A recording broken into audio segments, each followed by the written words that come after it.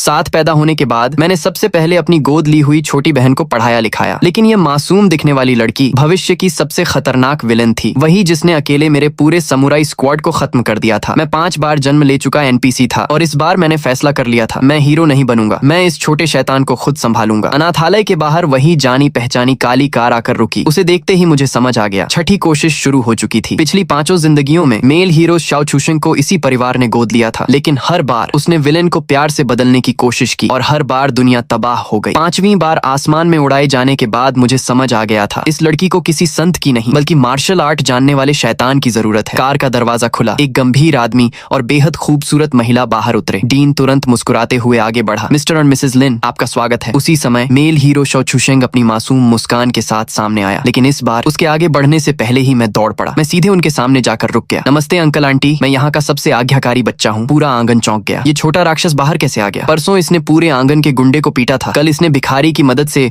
Dean की wig उड़ा दी थी। 7 साल की उम्र में ही मैं पूरे इलाके का आतंक था। मैं मुस्कुराया और मिसेज लिन की स्कर्ट पकड़ ली। मैं चाय बना सकता हूँ, कहानियां सुना सकता हूँ, अगर आपको बेटा चाहिए तो मुझे गोद ले लीजिए, मैं बहुत आज्ञाकारी हूँ। पीछे खड़े बच्चों के चेहरे अजीब हो गए। मिसेज लिन नीचे झुकी और मुझे ध्यान से देखने लगी। लेकिन घर पर तुम्हारी एक छोटी बहन भी है। मैं तुरंत मुस्कुराया, मैं उसका बहुत अच्छे से ख्याल रखूंगा मॉम। और उसी पल मेरी छठी जिंदगी आधिकारिक तौर पर शुरू हो गई। घर पहुंचते ही ऊपर से एक बॉल मेरी तरफ फेंकी गई। मैंने सिर घुमाकर उसे बचा लिया। सीढ़ियों के ऊपर एक छोटी लड़की खड़ी थी, चेहरा किसी गुड़िया जैसा सुंदर, लेकिन आंखें बर्फ जैसी ठंडी। वही भविष्य की विलेन लिन रुयान। मॉम ने तुरंत डांटा, रुयान किसी पर बॉल नहीं फेंकते। मैंने बॉल उठाकर मुस्कुराते हुए कहा, कोई बात नहीं मॉम, छोटी बहन को खेलना पसंद है। मॉम ने धीरे से कहा, रुयान को थोड़ा एंटी सोशल पर्सनैलिटी डिसऑर्डर है, अब से तुम्हें उसका ध्यान रखना होगा। मैं मुस्कुराया, जरूर। मैं उसके पास गया और उसके कान में धीरे से फुसफुसाया, चूंकि तुमने पहले हमला किया है, बाद में रोना मत। उसकी आंखें हल्का सा सिकुड़ गईं। डिनर के दौरान लिन रुयन ने जानबूझकर अपनी सारी हड्डियां मेरे कटोरे में डाल दी। मैं शांत बैठा रहा, लेकिन टेबल के नीचे मैंने उसके पैर पर जोर से पैर रख दिया। वह दर्द से कांप उठी। जैसे ही उसने दोबारा हड्डी गिराई, मैंने फिर पैर दबा दिया। 3 बार ऐसा होने के बाद उसके होंठ दर्द से सफेद पड़ चुके थे। आखिरकार उसने हार मान ली। मैं मुस्कुराया और उसकी प्लेट में मीट का एक टुकड़ा रख दिया। और खाओ छोटी बहन। उस रात मैंने कंबल हटाया तो बिस्तर पर एक मेंढक रखा था। मैं हंस पड़ा। अगले दिन मैंने उसके बिस्तर पर एक जिंदा सांप छोड़ दिया। रात में बगल वाले कमरे से हल्की चीख सुनाई दी। मैंने उसका दरवाजा खोला। ओ, मदद चाहिए छोटी बहन। वह मुझे ऐसे घूर रही थी जैसे मुझे खा जाएगी। बाहर निकलो। मैं धीरे धीरे उसके बिस्तर के पास गया, सांप उठाया और जेब में डाल लिया। क्या बर्बादी है। लेकिन लिन रुयान हार मानने वालों में से नहीं थी। तीसरे दिन उसने मेरी टॉय रेस कार तालाब में फेंक दी। वह सोच रही थी कि मैं गुस्से में फट पड़ूंगा, लेकिन उसे क्या पता था मैं 5 बार यह जिंदगी जी चुका था और अब मैं किसी बच्चे की तरह नहीं सोचता था।